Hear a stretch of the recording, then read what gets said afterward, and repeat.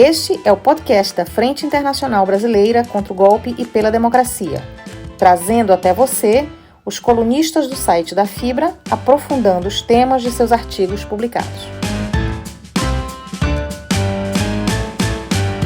Fibra Sidecast. Olá, boa noite. Bom, eu estou falando aqui da Holanda, sou a Anaísa.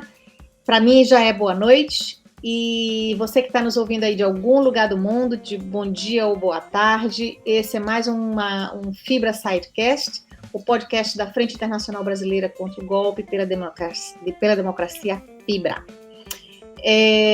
Hoje à noite nós vamos conversar com dois dos nossos colunistas da Fibra, que é o Flávio Carvalho, lá da Catalunha. Tudo bom, Flávio? Beleza. E vamos conversar com a Selma Vital, que nesse momento está lá nos Estados Unidos, em Iowa. Não é isso, Selminha? Boa noite. Boa noite, em Iowa City. Eu não ponho a minha cidade aqui porque eu mudo demais, daí dá muito trabalho. A Selma é a nômade da Fibra, ela pula de galho em galho. Quando a gente menos espera, ela já está no outro país. Pois é. Tudo bom, gente? Vamos bater esse papinho aqui rápido. Hoje nós vamos fazer um pouco diferente. A gente não vai conversar sobre textos escritos, tá bom? Apesar de que eu gosto muito de conversar com vocês sobre os textos que vocês escrevem. São meus favoritos. Mas a gente vai fazer o seguinte, a gente está na reta final dessas eleições. É impossível a gente não estar tenso, nervoso, agoniado, feliz, é tudo um pouco de tudo misturado. E, aliás, quem não tiver assim não está entendendo nada do que está acontecendo. Boa, Ana. Concordo. Adorei essa frase. Conta aí. É tensa essa parada. Então é o seguinte, Flávio, eu sei que você tem umas coisas muito, muito interessantes para contar para a gente.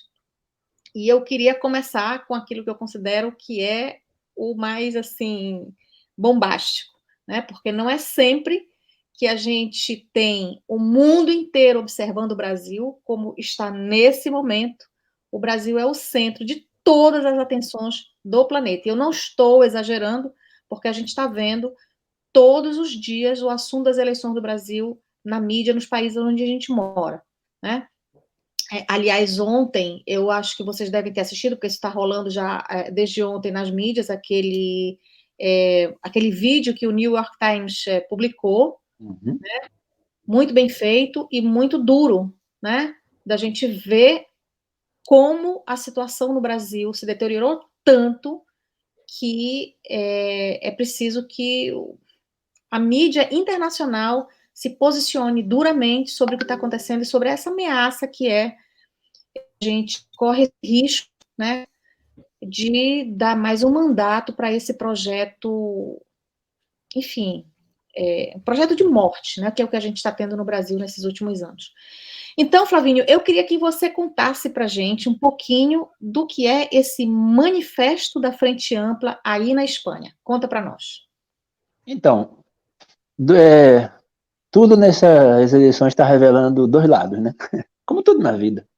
Então está revelando o lado ruim, mas também está revelando o lado que é o povo se juntando, todo o mundo está se juntando na verdade, a Frente Ampla do Brasil está se transformando numa Frente Ampla contra Bolsonaro e o que ele representa. Internacional, e aí, quer dizer, né? Internacionalmente. O New York Times se posicionar dentro do Brasil tem uma briga dentro das redações. Eu estou falando com amigos jornalistas, porque os jornalistas dentro de cada jornalzão do Brasil estão dizendo, se o New York Times se posicionou, por que esse jornal aqui vai ficar fazendo de conta que não estamos nos posicionando? Né? Então tem essa briga. The Economist, que é uma revista liberal, o Círculo Mundial de Economia, The Economist, já tinha soltado um editorial que Sim. arrasava com o Bolsonaro. Então, o mundo inteiro... Aí está mais fácil você conseguir agora que todo mundo se junte. Engraçado, porque a gente aqui na Espanha, Maria Dantas, evidentemente, né, e o peso da eleição dela, na eleição passada a gente tentou fazer um manifesto unitário e sempre tinha aquilo de, esse que está aqui no manifesto, então eu não vou assinar um manifesto junto com esse não, porque era grupos que se brigavam aqui, independentista, na Catalunha, contra o governo da Espanha. Agora a gente conseguiu, da Espanha, o presidente Pedro Sánchez, graças a um ato da Fibra, e uma militante da Fibra, eu tenho que registrar isso sempre, foi a primeira vez que um presidente europeu pegou um cartaz na rua, da mão de uma militante da Fibra, em Madrid, deu a ele, e ele pegou o cartaz e saiu com o cartaz, uma foto dele, Lula livre, quando o Lula foi preso. Então, é uma menina que a gente conhece da Fibra, ela tem esse cartaz guardado lá de relíquia, né? É um patrimônio nosso, dela disse da Fibra, esse cartaz. Então, o Pedro Sánchez saiu e disse, vou gravar um vídeo de apoio ao Lula. Então, um presidente espanhol, que é um país que tem muita relação com o Brasil, muito investimento privado, saiu com isso. Verdade que ele fez isso 2 dias depois que o primeiro-ministro de Portugal, sim, eu vi, que é outro país que tem uma relação também, já disse, eu quero gravar um vídeo de apoio ao Lula. Aí foi por tabela. Aqui é a Catalunha, que governa aqui, como se fosse o Estado aqui, né, a província. Também o presidente gravou um vídeo com Maria Dantas, fez uma foto com Maria Dantas e texto, apoio Lula. E, claro, a prefeita de Barcelona, Ada Colau, que já tinha desde sempre apoiado Lula. Aí a prefeita de Paris, o prefeito de Roma, que não era uma pessoa que se manifestava, também fez isso. A gente disse, minha gente, então vamos pegar e vamos começar a colocar isso para as pessoas verem, os brasileiros que estão aqui, que estão no Brasil, que gente que, teoricamente, não teria muito que ver com as eleições no Brasil, estão aqui dando a cara e assumindo. Então, vamos assinar nós um manifesto, e esse manifesto está saindo assim, correndo como... Quando você sabe que você toca fogo assim no mato, e o mato sai pegando fogo assim rápido. Não, toca fogo não. O Lula dizia que jogava uma pedrinha no meio da lagoa, quando estava na Assembleia de Videoclides. Ele tinha uma teoria que ele não tinha microfone, aí ele falava, aí o outro falava, o outro falava, e o outro falava. Quando você joga uma pedra no meio da lagoa, vai fazendo aquelas ondas. Isso é um manifesto que a gente está fazendo aqui, e também eu acho que tem tempo de quem quiser fazer em outros estados, em outros países. E vocês vão publicar esse manifesto? Como é que vai ser isso? Sim, a questão é, agora mesmo eu estava aqui, a questão é, a gente solta agora que já tem muito nome, ou a gente espera para botar mais os nomes que vão aparecer amanhã? Aí quando você solta um manifesto, aí telefona um cara que é presidente de comissões obreiras da Catalunha e diz, eu não posso assinar não, porque eu não tenho tempo de entrar agora não, mas bota meu nome aí. Aí diz, pelo amor de Deus, bota o nome do homem. Aí você termina, o dilema é, para e publica logo esse manifesto, porque senão a gente vai ficar até o dia da eleição e a gente tem que fazer isso já. Mas não é somente um manifesto para mim, eu acho que é uma coisa do que a gente estava falando aqui, né? Eu acho que é o mundo se mobilizando. Eu fiz o meu Instagram, eu botei um post do Instagram falando quando o Papa fez o Papa, que nunca vai dizer votem em Lula, deu uma declaração no Vaticano dizendo, entre palavras, não votem em Bolsonaro, votem em Lula, né? Falar em ódio, contra o ódio. A gente sabe que o que estão fazendo com a Igreja Católica no Brasil, né, os evangélicos. Uma boa parte dos evangélicos. Né? Aí, o Papa, aí eu postei, eu botei, todo dia eu tinha que ir lá aumentar. Eu digo, meu Deus do céu, Ivete Sangalo? Sim, Ivete Sangalo. Lá vai eu, Ivete Sangalo. Tem certeza, Ivete Sangalo não era botando na lista, não, Ivete Sangalo. Aí, botei Ivete Sangalo. Anitta, Xuxa, Roger Waters, não sei quem, todo mundo. Hoje eu estava dizendo para vocês, Eduardo Paes, Amoedo. O cara conseguiu. O Bolsonaro, parabéns. Alguma coisa que você conseguiu foi juntar o mundo contra você. Leonardo DiCaprio, Paulo Coelho. Exato. Deus, né? Apesar de que muitos desses nomes que você citou aí, dentre outros que você inclusive não citou, mas que são bastante conhecidos agora nesse final de campanha, sempre se posicionaram assim, de uma forma mais progressista e tal. Mas tem bastante dessas personagens aí conhecidíssimas de outros carnavais, em partidos de direita, em partidos de oposição, em partidos assim radicalmente contra, digamos assim, a ideia de um partido progressista no poder ou esquerda, então. E eu acho muito interessante, eu não sei a opinião da Selma, mas eu fico impressionada de ver quando a gente vê um cara, por exemplo, um desses jornalistas da Rede Globo, eu acho que a Selma também tem um depoimento aí sobre o Merval, por exemplo, que estava falando outro dia. De repente, ver essas pessoas, veria a público falar determinadas coisas que a gente já estava falando há muito tempo, não é? Então, não é que a gente esteja concordando com eles, eles é que finalmente estão falando coisas que fazem muito mais sentido, que são muito mais, que revelam muito mais do que está acontecendo hoje. Não é isso, Selma? O que você acha aí? Eu acho que quem deu o melhor exemplo disso, Aninha, primeiro, obrigada por me ter aqui ao lado do Flavinho, com você, muito legal estar aqui. Mas eu acho que assim, o grande modelo, o maior exemplo disso é o Felipe Neto, né? Porque Sim. o Felipe Neto era aquele que, nossa, o que ele atacou a Dilma, o que ele atacou o Lula, um antipetista que tinha que tem um número de seguidores imenso, né? Então, para mim foi muito bonito ver esse cara tomando consciência lentamente. Sim. Hoje está do nosso lado. Então, no caso dele, eu acho que foi uma tomada de consciência assim, quase, como eu diria, tão exemplar, né? Que você pode usar como modelo para muita coisa. Então, ver o Felipe Neto fazendo isso foi incrível. Reinaldo Azevedo, gente, eu não podia ver Reinaldo Azevedo, né? E o Reinaldo Azevedo tem sido, assim, ele tem sido uma pessoa fundamental nessa campanha desde o primeiro turno, porque tanto ele quanto o Felipe, eles se colocam naquele lugar de alguém que, olha, eu pensava assim, mas mudei por isso. Eles dão as razões por que chegaram a essa posição, né? Sem dúvida. E eu acho que o Felipe Neto falou uma coisa interessante num dos vídeos, que é que ele nunca foi censurado, depois de tudo que disse contra Lula, contra Dilma, nunca foi censurado. Então, essas pessoas, Miriam Leitão, Merval, por mais conservadores que eles sejam, eu acho que eles chegaram também a perceber que tinham liberdade de expressão como nunca terão e não têm agora neste momento, né? Então, na verdade, assim, claro, pode ter sido em proveito próprio, porque perceberam que estão sendo prejudicados, mas eu acho bacana a gente pensar, especialmente nós que estamos na luta há muito mais tempo, né?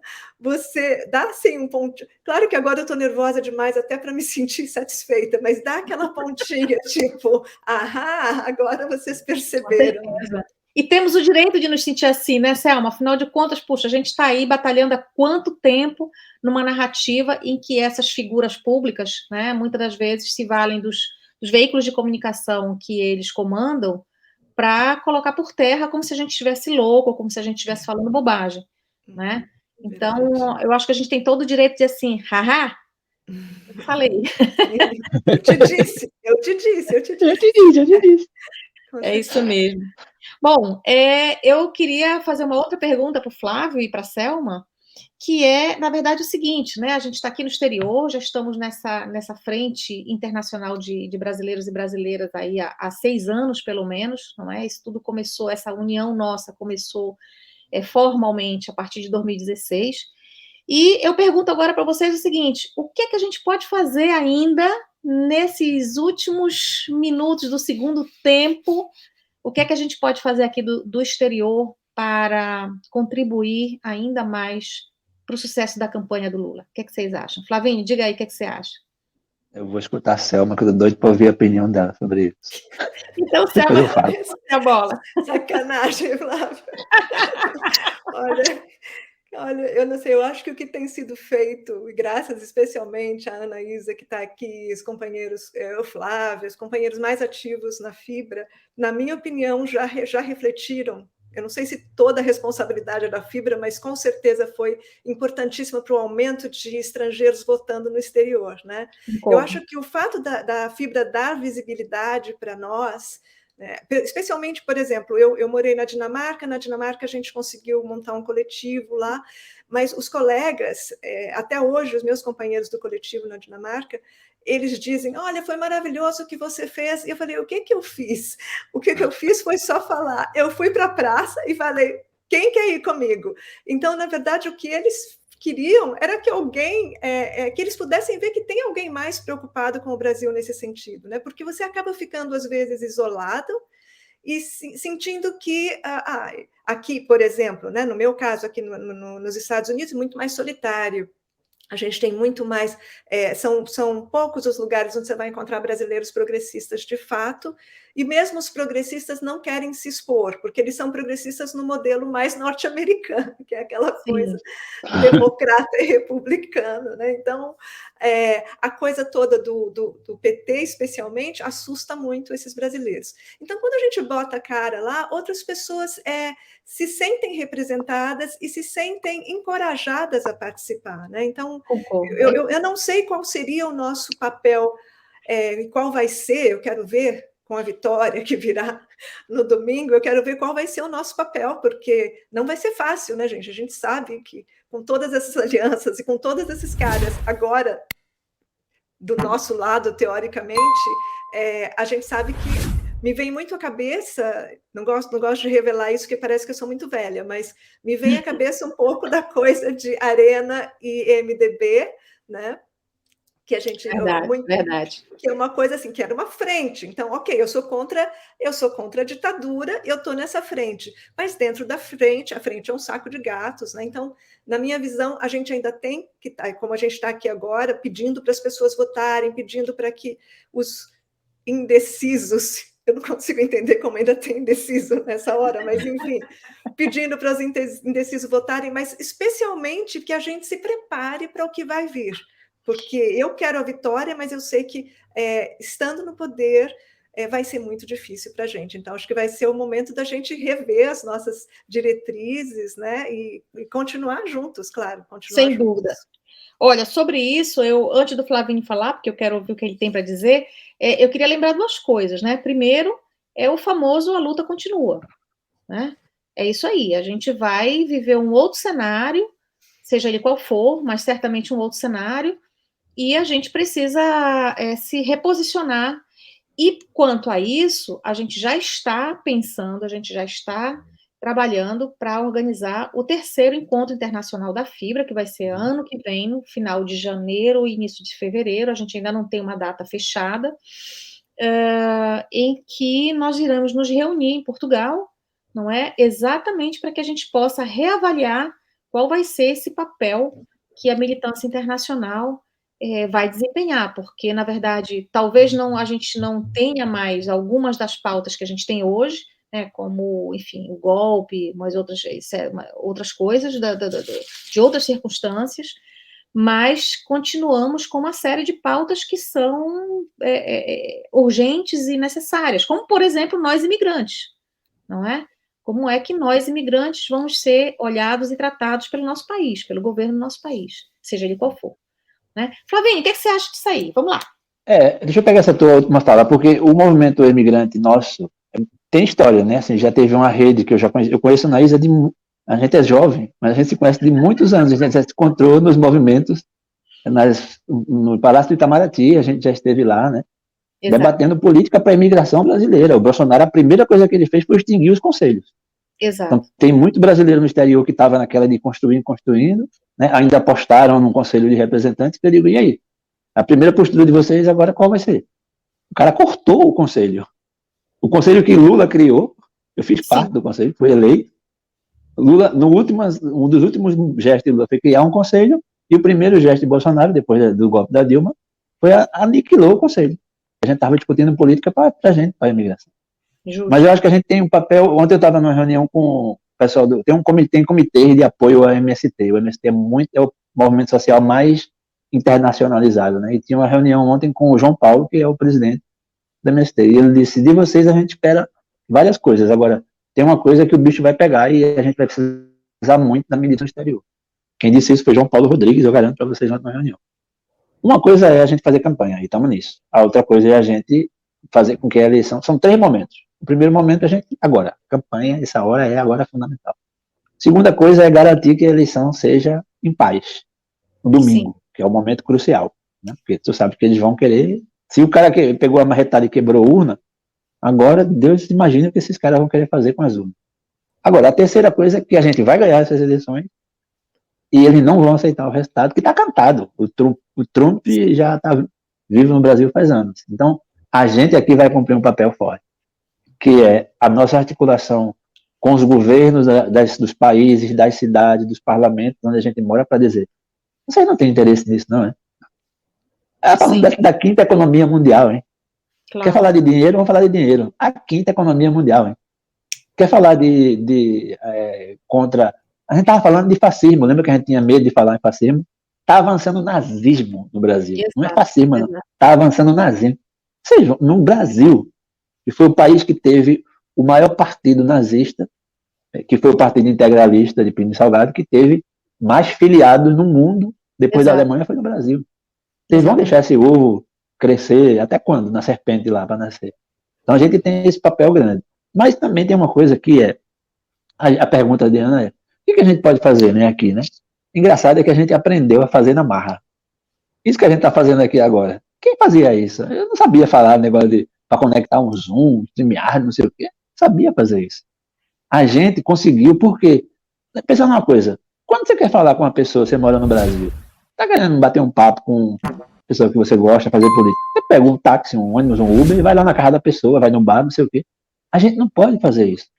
Eu não posso pegar um Uber e ir para Olinda debater com meus companheiros. Então, só posso fazer isso usando as redes sociais. Exato. E isso a gente aprendeu a fazer de um jeito impressionante. É o que a gente está fazendo aqui agora, né? E a terceira coisa é o distanciamento. A gente não pode negar que se eu estou tenso aqui, faz dias que eu estou sem dormir aqui, Selma, coitada, deve estar, acabou de dizer que já está aí tomando um chazinho de escalmante dela, né? Anaísa com as valerianas, está todo mundo tomando, né? Todo chazinho para dormir. Agora, vamos falar sério. Uma coisa é a gente falar aqui, desde onde a gente está, né? A milhares de quilômetros de distância. Agora, sabe o que é estar tenso com um cara que está apontando a arma para tu ali, aqui na esquina? Sim. Porque estão disparando tiro onde tem bandeira. Sim. Você está naquela dúvida. Eu não vou negar botar minha bandeira na janela, não, porque eu não vou deixar esses caras me intimidarem. Mas se você bota uma bandeira da MST, foram lá, o cara baleou, tem uma menina de 6 anos brincando na varanda. Então é diferente para a gente. A gente tem um certo privilégio. E a gente tem que usar desse privilégio e dizer, eu estou tranquilo, eu posso sair aqui na rua, então eu posso falar coisas que as pessoas lá, coitados, não estão podendo falar. E é o povo que está sofrendo, dando a cara pela gente. A gente está dando a cara por eles também. Mas esse distanciamento ajuda e encoraja a gente, como a gente nunca teve coragem nem quando a gente estava lá no Brasil. Eu acho que é isso.